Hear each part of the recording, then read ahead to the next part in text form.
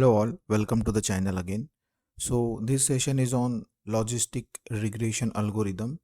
Last session में हमने linear regression algorithm के बारे में डिस्कस किया था और ये दोनों एल्गोरिदम मिला के आपको एक क्वेश्चन नॉर्मली पूछा जाता है कि what is the difference between the linear and logistic regression algorithm, या फिर आपको स्पेसिफिक क्वेश्चन भी आपको पूछा जा सकता है सेपरेटली फॉर लीनियर रिग्रेशन और separate question for logistic regression, like explain the linear regression, explain the logistic regression algorithm, इस तरीके से.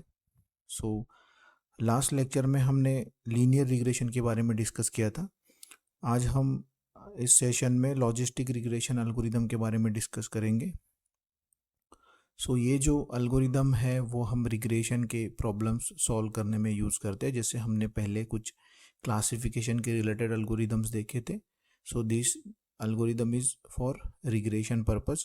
So now we know the difference between the classification and regression problem.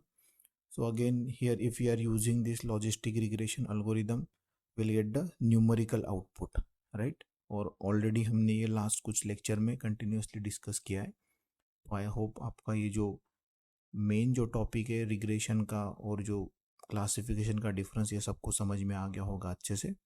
सो आज हम logistic regression के बारे में discuss करेंगे. ये अल्गोरिदम कैसे वर्क करता है, ये रिग्रेशन की केस में हमें कैसे हम इसे यूज़ कर सकते हैं, वो हम डिस्कस करेंगे. और आप ये लेक्चर से आपको ये पता चल जाएगा कि what is the exact difference between the linear regression and logistic regression. तो आप उसको डिफरेंशिएट कर सकते हो. ठीक है. So let's start the today's session which is on logistic regression algorithm. So here these are the some important point. First we'll discuss one by one related to the logistic regression. So जैसे number first is like this, the logistic regression is one of the most popular machine learning algorithm which comes under the supervised machine learning technique. So already हम supervised machine learning technique के बारे में पढ़ रहे हैं. supervised machine learning में हमने classification और regression देखा. So again, this logistic regression algorithm used for the supervised machine learning technique. Now you know what is supervised machine learning technique, and you know the difference between the supervised and unsupervised machine learning technique. So वो हमें फिर से discuss करने की ज़रूरत नहीं है. और अगर आपको वो डिटेल में पता करना है, आपको समझना है, तो आप लास्ट कुछ जो लेक्चर्स है वो आप अटेंड कर सकते हो. आपको प्लेलिस्ट आई बटन में मिल जाएगा. ठीक है. Next lecture is the next point is it is use for predicting the categorical dependent variable using a given independent variable, right. So इसमें भी वही है कि एक डिपेंडेंट वेरिएबल होगा, वो categorical dependent variable using independent dependent variable हम predict करने की कोशिश करेंगे, जैसे हमने लीनियर रिग्रेशन के केस में देखा था. So the third point is logistic regression predicts the output of a categorical dependent variable. Therefore, the outcome must be a categorical or discrete value. So again, regression है तो आपका जो output होगा वो categorical और discrete value रहेगा, right? So outcome आपका value रहेगा, लेकिन वो एक categorical value रहेगा. ठीक है. वो कैसे होगा वो हम डिस्कस करेंगे. It can be either yes or no, 0 or 1, true or false, etc. But instead of giving the exact value as 0 and 1, यहाँ पे ये important एक लाइन है, ये आपको समझना है. वो आपको कैटेगरिकल वैल्यू प्रोवाइड करेगा, लाइक yes और no, 0 और 1, ट्रू और फॉल्स. बट यहाँ पे एक डिफरेंस होगा कि वहाँ पे आपको वो एग्जैक्ट 0 या 1 नहीं देगा, बट वहाँ पे आपको एक प्रोबेबिलिस्टिक वैल्यू प्रोवाइड करेगा जो कि 0 और 1 के बीच में होगा. ठीक है. Probabilistic value which lies between the 0 and 1. ठीक है. हम ये डायग्राम जब डिस्कस करेंगे तब आपको बताऊंगा मैं. ठीक है. Next point is the difference between the linear regression and logistic regression is that the linear regression output is a continuous value that can be anything, while logistic regression predict the probability that instance belong to the given class or not. Again, this one is an important point related to the logistic regression, or you can understand the exact difference between the linear and logistic regression by this point number 4. तो यहाँ पे आपको ये पता चल रहा होगा कि लीनियर रिग्रेशन में आपको एक कंटिन्यूस वैल्यू मिलेगी, वो कोई भी वैल्यू हो सकती है, बट जब आप लॉजिस्टिक रिग्रेशन यूज करते हो ना, तो वो आपको प्रोबेबिलिस्टिक वैल्यू प्रोवाइड करता है, जो कि आपको ये बताएगी कि ये जो भी XYZ पॉइंट है ये कौन सी क्लास से बिलोंग करता है। ठीक है, वो प्रोबेबिलिटी के बेस पे आपको बताएगा, और वो प्रोबेबिलिटी हमेशा आपके 0 to 1 के बीच में जो भी वैल्यू होगा वो रहेगा हमेशा। ठीक है, यहाँ पे और एक आपको सिग्मोइड फंक्शन के बारे में हम डिस्कस करेंगे, बिकॉज लॉजिस्टिक रिग्रेशन की केस में सिग्मोइड फंक्शन हम यूज़ करते हैं, सिग्मोइड कर्व यूज़ होता है, तो वो हम नेक्स्ट जब पॉइंट पे आएंगे तब आपको मैं डिटेल में बताऊंगा जब हम वर्किंग ऑफ लॉजिस्टिक रिग्रेशन देखेंगे। ठीक है, so the last point is, in logistic regression, instead of fitting a regression line, we fit an S-shaped logistic function which predicts two maximum values 0 और 1. ये और एक इम्पॉर्टेंट पॉइंट है related to the logistic regression. यहाँ पे आपको फिर से ये समझना है कि लॉजिस्टिक रिग्रेशन की केस में हम एक रिग्रेशन लाइन बनाने के अलावा हम क्या करते हैं कि हम एक एस शेप जो लॉजिस्टिक फंक्शन है ना वो यूज करते हैं, एक एस शेप कर्व बनाते हैं, और वो यूज करके जो लॉजिस्टिक फंक्शन है वो यूज करके हम जो दो मैक्सिमम वैल्यूज है वो प्रेडिक्ट करने की कोशिश करते हैं, जो कि होती है 0 और 1, और जो आपका आउटपुट होगा वो उसके ये दोनों वैल्यूज के बीच में हमेशा रहेगा। राइट, वो कभी 1 के ऊपर नहीं हो सकता और 0 से नीचे नहीं हो सकता, always lies between the 0 and 1। Right, so here आप इस तरीके से इसको कह सकते हो कि sigmoid function convert the input into the range 0 to 1। ये जो सिग्मोइड फंक्शन है, जो लॉजिस्टिक फंक्शन है, ये आपके जो भी इनपुट है उसको ये एक 0 to 1 की रेंज में कन्वर्ट कर देता है। ठीक है, फिर से हम आते हैं इस डायग्राम पे जो आपके सामने दिख रहा होगा आपको, तो यहाँ पे आप देख सकते हो क्लियरली कि ये जो है ये हमें लॉजिस्टिक रिग्रेशन के बारे में बता रहा है। तो लॉजिस्टिक रिग्रेशन में हम इस तरीके की एक एस शेप कर्व जो है वो बनाते हैं, इस कर्व को हम कहते हैं sigmoid curve. Right, by using the sigmoid function और लॉजिस्टिक फंक्शन हम इस तरीके का एक एस शेप कर्व बनाते हैं, और वहाँ से हम ये प्रेडिक्ट करते हैं कि जो आपका आउटपुट होगा वो हमेशा एक 0 to 1 के बीच का एक नंबर होगा। तो जैसे मान लो, जैसे ये देखो यहाँ पे एक y3 है उसका 0.3, और ये एक y है इसका 0.3, और एक y है इसका 0.8। So what ever output you have, this output is always between the 0 and 1 value. Right, अभी ये किस तरीके से होता है, ये हम क्यों यूज करते हैं वो हम बाद में डिस्कस करेंगे, नेक्स्ट स्लाइड पे हम जाएंगे। So only these are the some important point related to the logistic regression. अभी नेक्स्ट इसमें हम देखते हैं डिटेल में कि हम लॉजिस्टिक रिग्रेशन कब यूज़ करते हैं और हम क्यों लीनियर रिग्रेशन यूज़ नहीं कर सकते अगर डेटा हमारे पास उस तरीके का प्रोवाइड किया गया है तो, या फिर हमारे पास अगर डेटा उस तरीके का है तो हम क्यों लीनियर रिग्रेशन नहीं यूज़ कर सकते। ठीक है, सो नेक्स्ट स्लाइड पे हम चलते हैं। यहाँ पे हम देखेंगे कि वर्किंग ऑफ लॉजिस्टिक रिग्रेशन या फिर लॉजिस्टिक रिग्रेशन अल्गोरिदम जो है वो कैसे वर्क करता है। ठीक है, मान लो जैसे अगर मेरे पास एक कोई डेटा सेट है जिसमें कुछ 2 कॉलम्स है, जिसमें एक में एज है, एज एक कॉलम है, और उसमें एक और कॉलम है कि इंश्योरेंस का,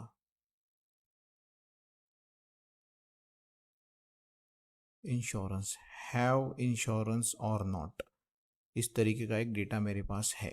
ठीक है, तो उसमें एज हो सकता है मतलब आपका 20, 30, उसके बाद 40, 50, 60, 80 और 90 ईयर्स। तो ये हो गया एज का कॉलम, और उसके अकॉर्डिंग मेरे पास डेटा है कि अगर 20 ईयर्स ऑफ एज है तो वो XYZ पर्सन के पास इंश्योरेंस वो लेगा या नहीं, या फिर उसके पास होगा या नहीं।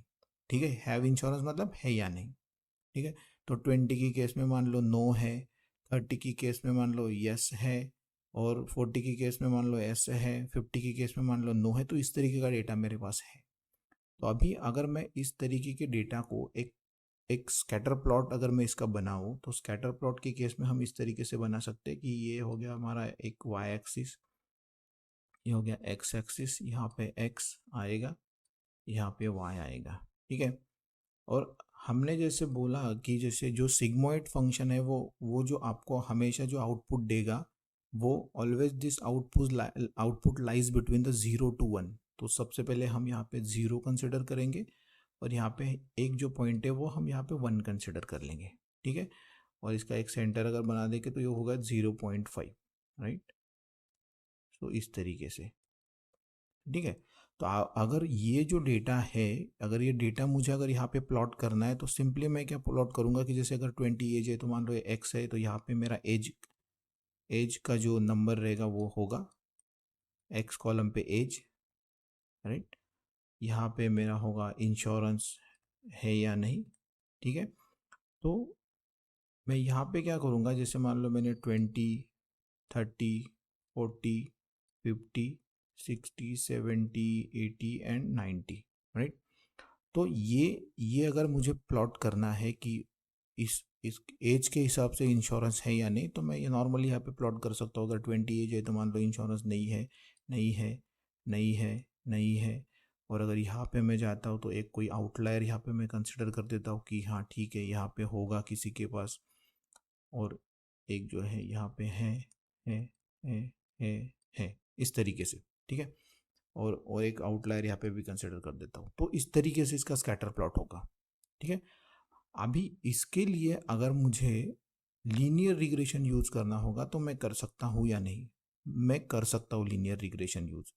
मैं क्या करूँगा, एक सिंपल एक स्ट्रेट लाइन यहाँ से बना दूंगा इस तरीके से स्ट्रेट लाइन बनाऊंगा कि वो जो एरर होगा ना, मीन स्क्वायर एरर, ये जो डेटा पॉइंट का हम जो वर्टिकल डिस्टेंस कवर करते हैं, तो वो मैं बेस्ट फिट लाइन बनाने की कोशिश करूँगा।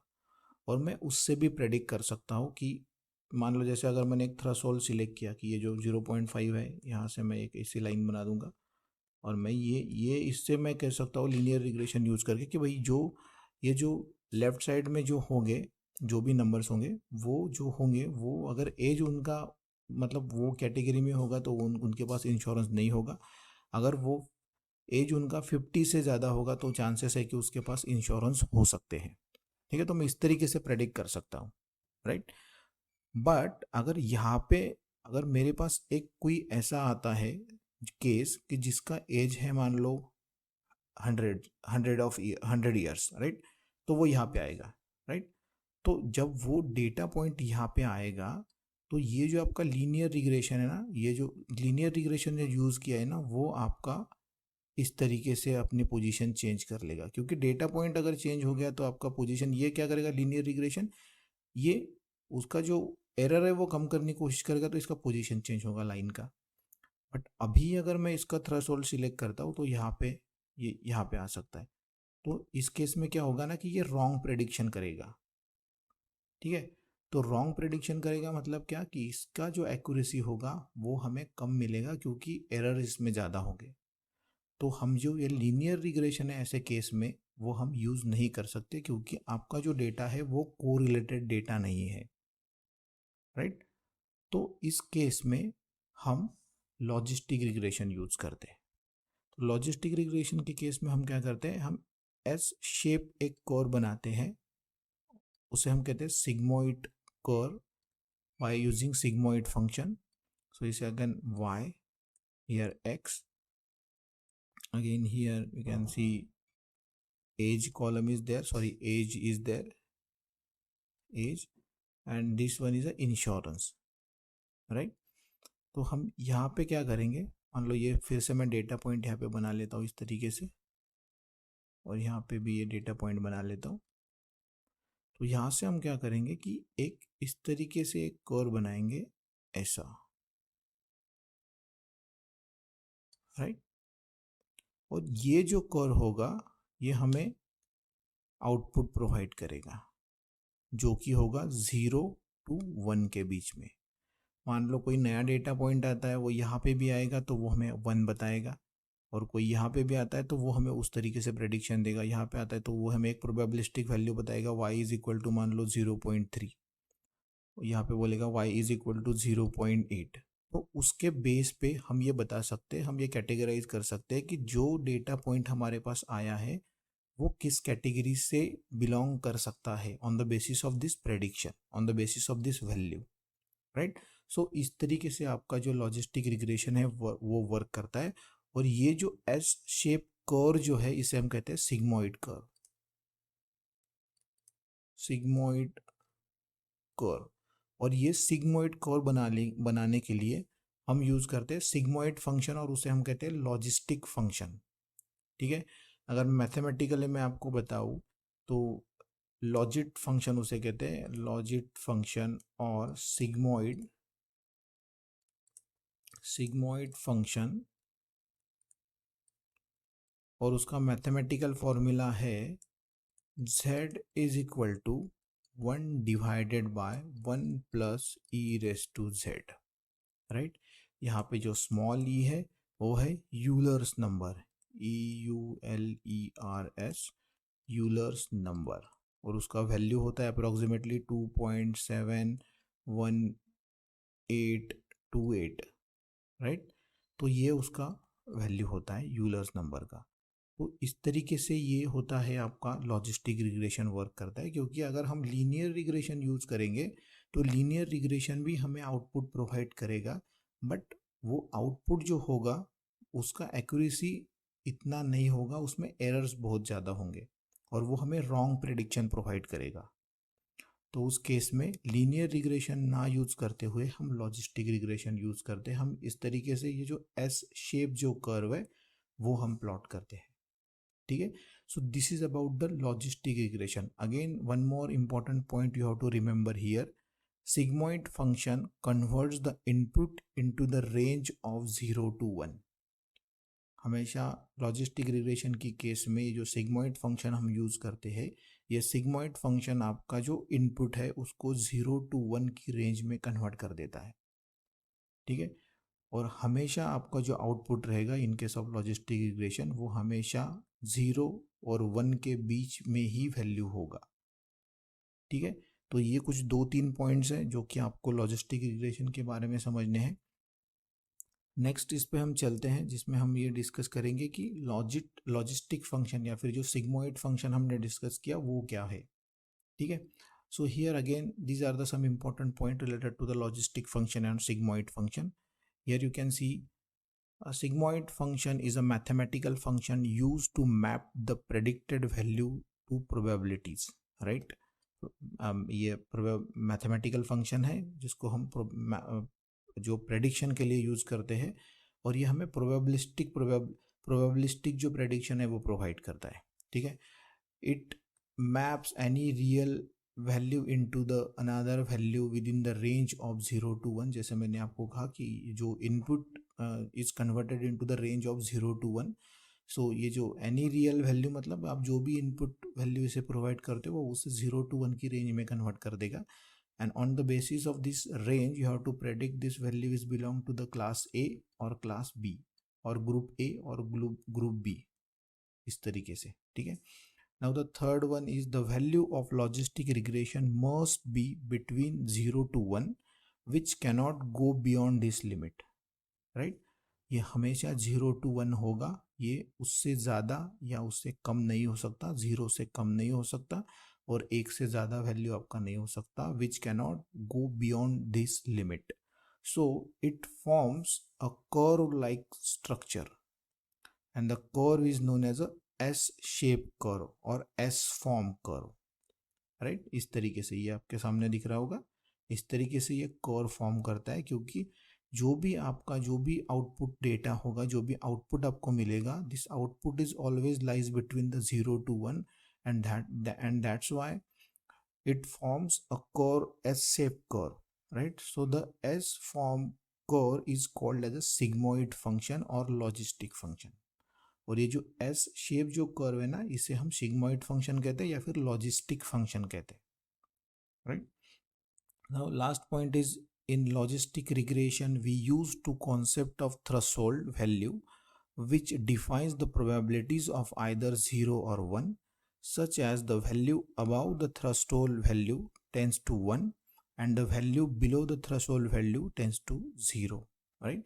तो इस केस में जैसे हमने लास्ट इसमें देखा था कि एक थ्रेशोल्ड वैल्यू एक सेट करते हैं, जैसे हमने इसमें आप देख सकते हो कि इसमें ये 0.5 मान लो हमने थ्रेशोल्ड वैल्यू सेट किया, तो अगर कोई वैल्यू आपका, अगर आउटपुट का वैल्यू 0 से मान लो इधर हम जाएंगे, ये लीनियर रिग्रेशन के बारे में था, ये 0.5 यहाँ पे एक थ्रेशोल्ड वैल्यू हमने सेट किया।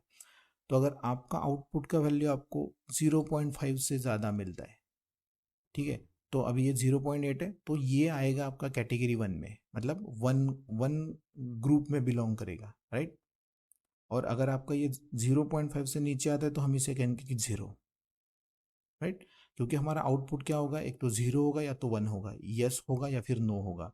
तो यहाँ के 0 की केस में ये होगा नो और ये 1 की केस में ये होगा एस। तो अगर 0.8 आता है तो हम उसे एस कंसिडर करेंगे, अगर 0.5 से नीचे आता है, जैसे यहाँ पे 0.3 है, तो उसे हम नो की कैटेगरी में डाल देंगे। तो इस तरीके से ये प्रेडिक्शन देता है, right. Now again here, so this is the last point and you can see again here the S-shaped curve and the sigmoid function. You can see here y is equal to 1, y is equal to 0, so always lies between the 0 to 1. S-shaped curve is known as a logistic function or sigmoid function. Predicted y lies between the range of 0 to 1, so this prediction value is always between the 0 to 1, right. So again here x is independent and this y is dependent value, right.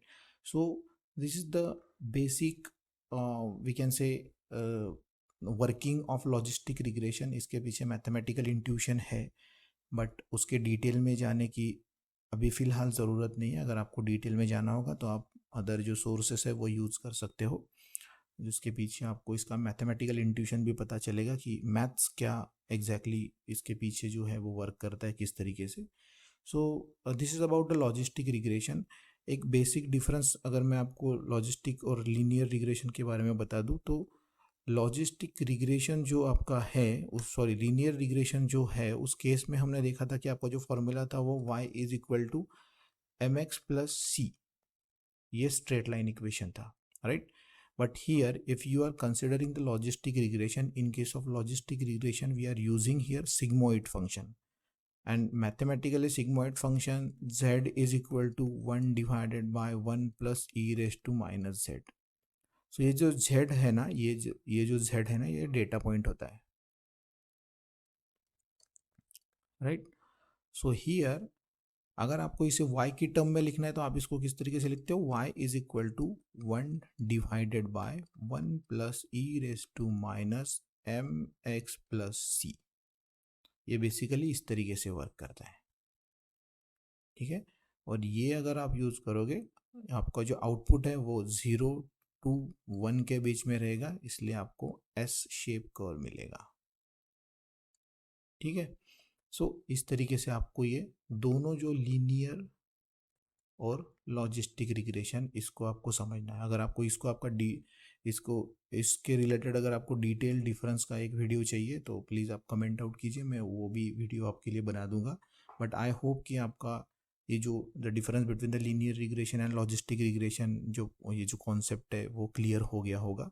अगर आपको dedicated video चाहिए जो कि आपको exact difference between logistic and linear regression बताए, तो वो आप प्लीज़ कमेंट आउट कीजिए, मैं वो वीडियो भी आपके लिए बना के दूंगा। But here this is about the logistic regression, working of logistic regression. So I hope ये टॉपिक आपका अच्छी तरीके से आपको समझ में आ गया होगा। अगर आपके लिए वीडियो इन्फॉर्मेटिव है तो प्लीज़ और स्टूडेंट के साथ शेयर कीजिए, चैनल को सब्सक्राइब कीजिए, वीडियो को लाइक कीजिए, शेयर कीजिए, और मिलते हैं हम नेक्स्ट लेक्चर में। Thank you.